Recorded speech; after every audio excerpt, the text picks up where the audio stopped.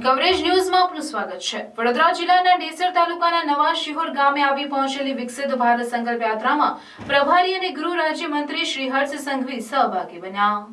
નવા શિહોરામાં નવા પીએચસી ઉપરાંત 9 પેટા આરોગ્ય કેન્દ્રો સહિત 2.73 કરોડના વિકાસના કામોનું લોકાર્પણ ડેસર તાલુકાના નવા શિહોર ગામે આવી પહોંચેલી વિકસિત ભારત સંકલ્પ યાત્રામાં પ્રભારી અને ગૃહ રાજ્યમંત્રી હર્ષ સંઘવી સહભાગી બન્યા હતા અને સાથે તેમણે આરોગ્યલક્ષી સેવાના રૂપિયા 2.73 કરોડના વિકાસના કામોનું લોકાર્પણ કર્યું હતું।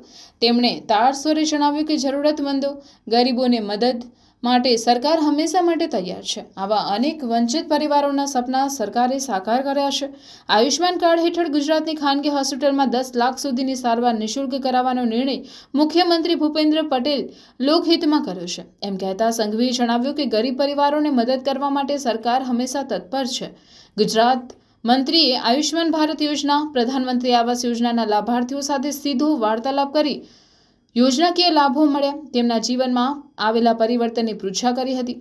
જિલ્લા પંચાયત દ્વારા અમલમાં મૂકવા આવનારા બાલ આરોગ્યમય પ્રોજેક્ટ કૃષ શ્રી કૃષ્ણ તકનું લોન્ચિંગ પણ તેમણે કર્યું હતું।